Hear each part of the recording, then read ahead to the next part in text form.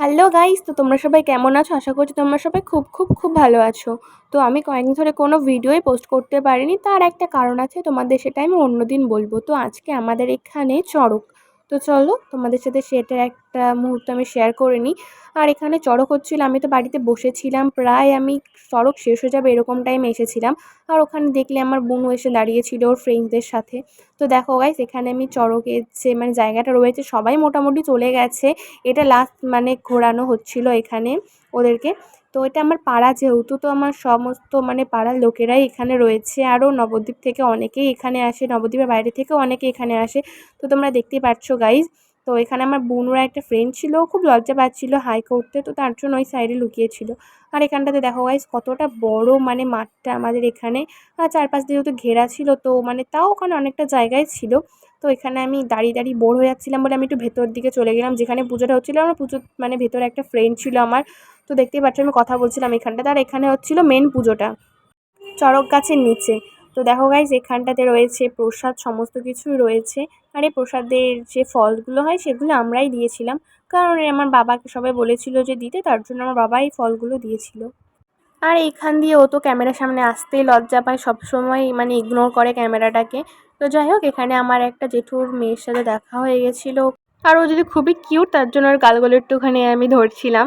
আর এই দেখো গাইজ, এখানটাতে কত বড় গাছটা তোমরা দেখতেই পাচ্ছ। আমি এখানে ভেতরে এসেছিলাম, ভেতর থেকে তোমাদেরকে দেখাচ্ছিলাম আমি জিনিসটা। আর এখানে প্রায় পুজো কমপ্লিট হয়ে গেছে, তো এখন এখানে শান্তির জল দেওয়া হচ্ছিল সবাইকে। আর আমিও বসে পড়েছিলাম শান্তি জলটা নেওয়ার জন্য। আর তারপর এখান থেকে সবাই একটুখানি ফুল চাচ্ছিল, তো তার জন্য এখানে ফুলগুলো দিচ্ছিল সবাইকেই। আর এই দেখো গাইস, এখানটাতে প্রায় পুরো কমপ্লিট হয়ে গেছে।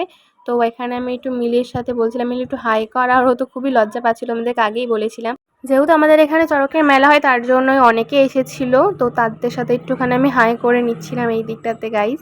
তোমরা দেখতেই পাচ্ছ এখানটাতে বুনুটা খুবই লজ্জা পাচ্ছিল, ফার্স্টেই বললাম আমি, তারপরে বুনু বললো যে দিকটাতে হাই কর, তার জন্য এখানে হাই করে দিচ্ছিল। আর এখন গাইস এখানটাতে প্রসাদ মানে দেওয়া হচ্ছে সবাইকেই। আর আমি গাইস কখন থেকে হাত বাড়িয়ে রয়েছি, আমাকে তো কেউই দিচ্ছিল না। শেষ পর্যন্ত তো আমাকে ফল প্রসাদ দিয়েই দিল। তো দেখো গাইস, এখানে আমাকে আখ দিয়ে নিয়েছিল, আর শসা, একটা বাতাসা ছিল, আর একটা তরমুজ ছিল। তো দেখো গাইস, আমি এখানে দেখে নিচ্ছি, যেহেতু চারপাশে অনেক লোক ছিল, তো আমি একটু নার্ভাস ফিল করছিলাম। আর দেখো গাইস, আমার বান্ধবী ও দিকটার থেকে ঘুরে যাবে না বলে এখান দিয়েও পাঁচিলটা টপকে গেছিলো, মানে বেড়া যাকে বলে। তো এখানে মোটামুটি আমাদের সমস্ত কিছু হয়ে গেছে, আমি তোমাদেরকে আগেই বলছি, আমাদের পুরো লাস্ট মানে এসেছিলাম আমি তো ওখানে।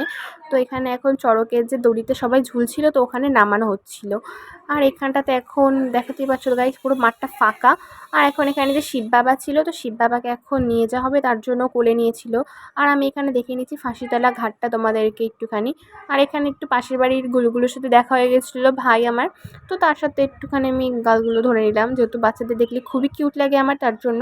আর এখানে দেখা হয়ে তোমাদেরকে পুরো ভিউটা আমি দেখিয়ে নিচ্ছি একদম। আর আমার হুট করে একটা দাদার সাথে দেখা হয়ে গেছিলো, তো ফার্স্টে আমাকে চিনতেই পারছিল না। তারপরে আমি বললাম যে কিরে কেমন আছিস, তারপরে বললো যে ঠিক আছে, তুই কি ভিডিও করছিস, তাহলে আমি একটু হাই করি, এরকমভাবে বলছিল।